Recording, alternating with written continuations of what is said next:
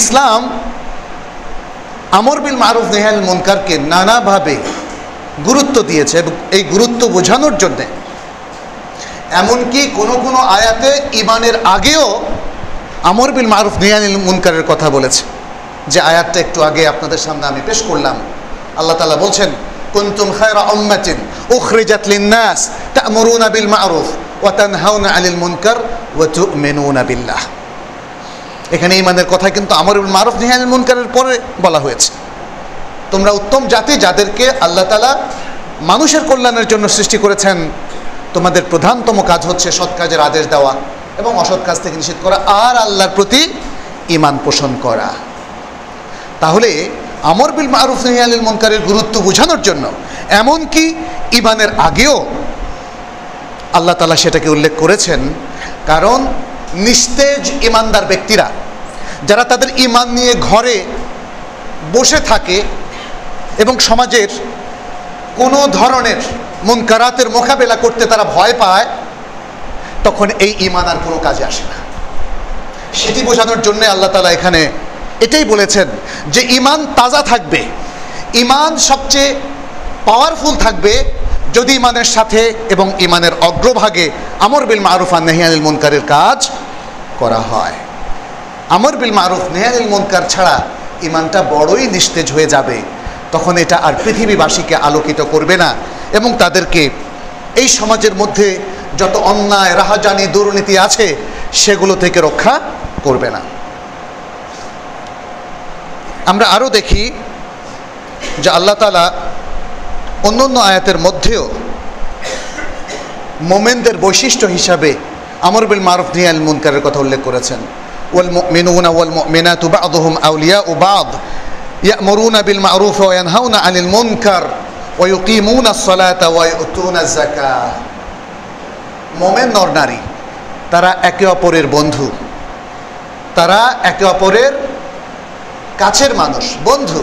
তাদের কাজ হচ্ছে সৎ কাজের আদেশ দেওয়া, অসৎ কাজ থেকে নিষেধ করা, সালাত কায়েম করা এবং যাকাত দেওয়া। এখানে এই আয়াতে আরেকটা জিনিস লক্ষণীয় যে সালাত কায়েম করা, যাকাত দেওয়ার আগে আমর বিল মারুফ নাহি আনিল মুনকারের কথা উল্লেখ করা হয়েছে। একই কথা এখানেও এসে যায় যে ভাইরা,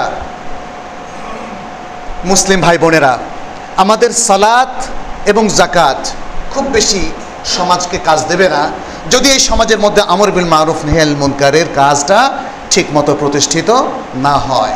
অনেক মুসল্লি আছে, আমাদের এই বাংলাদেশেও প্রচুর মুসল্লি আছে, কিন্তু মুসল্লিদের মধ্যে যদি আমর বিল মারুফ নাহি আনিল মুনকারের দায়িত্ব পালনে সচেতনতা না থাকে এবং তারা এই দায়িত্ব পালনে তৎপর না হন, তাহলে কিন্তু এই সালাতও যে ওয়াদাটা আল্লাহ করেছেন, ইন্না সালাতা তানহা আনিল ফাহশাই ওয়াল মুনকার, সে ওয়াদা পালন করবে না।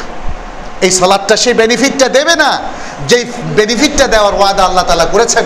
নিশ্চয়ই সালাত বিরত রাখে ফাহশা এবং মুনকার থেকে, অশ্লীলতা থেকে এবং অন্যায় থেকে।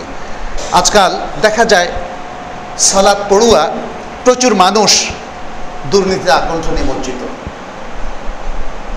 এটা বিরোধী অবস্থান, কারণ তিনি মারুফ চেনেন না, তিনি মুনকার থেকে বিরত হন না, ফলে তিনি সালাত পড়লেও সেই সালাত তাকে ফাহশা, মুনকার থেকে, দুর্নীতি থেকে রক্ষা করে না। আসলে আমাদের এই সালাতের একটা প্যাটার্ন আছে, একটা ফরম্যাট আছে, যাকাতের একটা প্যাটার্ন আছে, ফরম্যাট আছে। শরীয়তের সেই ফরম্যাটগুলো বুঝতে হবে এবং যেখানে আমরা সালাতের এই মূল উদ্দেশ্যটা কি, থিমটা কি, যাকাতের, ইমানের এই থিমগুলো বুঝবো, সেটা হচ্ছে মাকাসিদুশ শরিয়া। শরিয়া কেন আমাদেরকে ইমান রাখতে বলেছে, শরিয়া কেন আমাদেরকে সালাত উপহার দিয়েছে, সালাত পড়তে বলেছে, কেন আমাদেরকে যাকাত দিতে বলেছে, সেই মূল উদ্দেশ্যটা, মাকাসিদটা আমাদেরকে বুঝতে হবে। এবং সেটিকে বোঝার জন্য শরিয়া যে আয়োজন করেছে, সে আয়োজনের মধ্যে রয়েছে আমর বিল মারুফ নাহি আনিল মুনকার।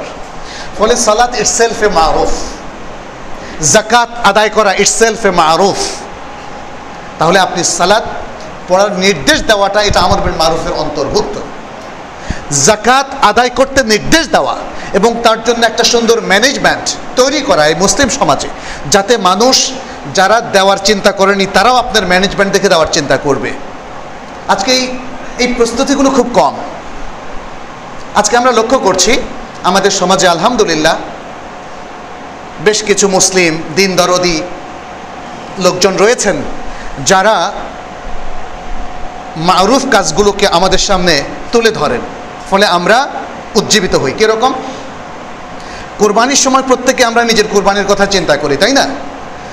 কিন্তু কিছু লোকজন আছেন তারা সারা বাংলাদেশের দুস্থ মানুষদের কাছে কোরবানির গোশত কীভাবে পৌঁছানো যায় সে ম্যানেজমেন্টটা যদি দেন, অনেকেই দেন আমি জানি, তাহলে কিন্তু আমি উদ্বুদ্ধ হই যে 1 ভাগা তাহলে আমি রংপুরে দেব, 1 ভাগা তাহলে আমি দিনাজপুরে দেব, 1 ভাগা তাহলে আমি, আমার কাছে সেটা আসতে হবে না, আমার পরিবারের কারো নামে আমি দেব, সেখানে দুস্থ মানুষরা সেটা পাবে। কিন্তু আমি কি এককভাবে পৌঁছাতে পারবো সেখানে গোশত?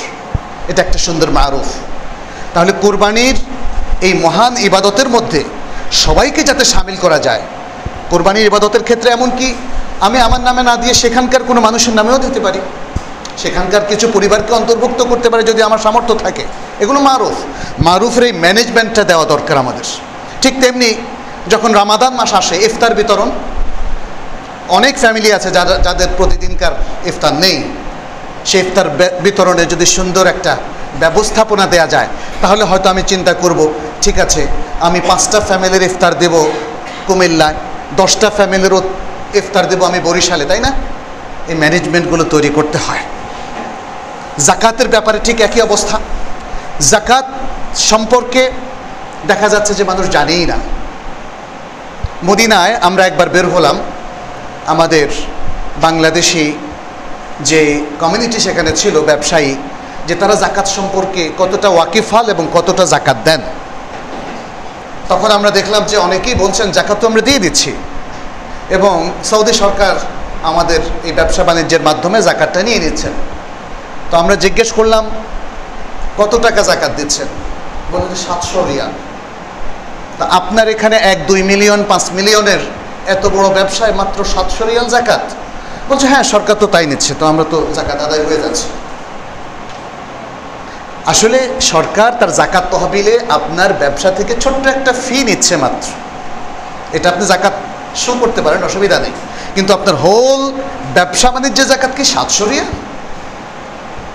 ইন্না লিল্লাহি ওয়া ইন্না ইলাইহি রাজিউন। আমরা তখন তাদেরকে সচেতন করলাম। তখন অনেকে বললেন আসলে ভাই জানতাম না। এই জানানোর দায়িত্ব কিন্তু আমাদের। মানুষকে জাকাত ক্যালকুলেটর বাসায় বাসায় পৌঁছে দেওয়া, কর্পোরেট সংস্থার কাছে মুসলিম যারা আছেন তাদের কাছে পৌঁছে দেওয়া, এগুলো মারুফের কাজ। মারুফ মানে সারাক্ষণ ঘাট ধরে কোনো কাজ জোর করে করানো বোঝায় না। মারুফ সবটাই, যেখানে জোর প্রয়োগের প্রয়োজন সেখানে জোর প্রয়োগ করা হবে, যেখানে সচেতনতা বৃদ্ধির প্রয়োজন সেখানে সচেতনতা বৃদ্ধি করা হবে, যেখানে ওসিয়াত এবং নসিহাত করা প্রয়োজন সেখানে ওসিয়াত এবং নসিহাত করা হবে। এভাবেই মারুফের কাজটা আমাদের করতে হবে। ঠিক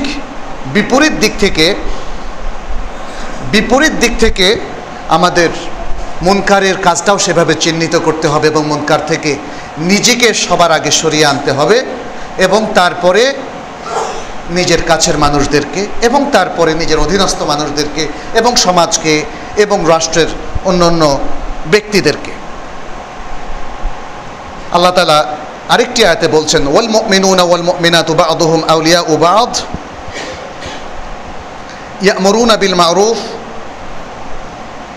ওয়া ইয়ানহাউনা আনিল মুনকার ওয়া ইউকিমুনাস সালাহ ওয়া ইউতুনাজ যাকাহ। আয়াতটা একটু আগেও আমরা বলেছি। তাহলে মুমিনদের 4টা বৈশিষ্ট্যের কথা এখানে বলা হচ্ছে: ভালো কাজের আদেশ দেওয়া, অসৎ কাজ থেকে নিষেধ করা, সালাত কায়েম করা এবং যাকাত প্রদান করা। এবং এখানেও লক্ষণীয় হচ্ছে আমর বিল মারুফ নাহি আনিল মুনকারকে আগে নেওয়া হয়েছে। অন্যদিকে যদি আমরা এই কাজটি না করি, ভালো কাজের আদেশ না দিই, ভালো কাজের আয়োজন না করি, ভালো কাজের ম্যানেজমেন্টে শরিক না হই এবং অন্যায় কাজ থেকে বিরত থাকার ব্যবস্থাপনায় শরিক না হই, তাহলে কোরআনের ভাষায় এরা প্রত্যেকেই মুনাফিক হিসাবে চিহ্নিত হবে। নেফাক, কারণ আমাদের ঈমান বলছে একটা কাজ করতে, আমরা করছি আরেকটা কাজ।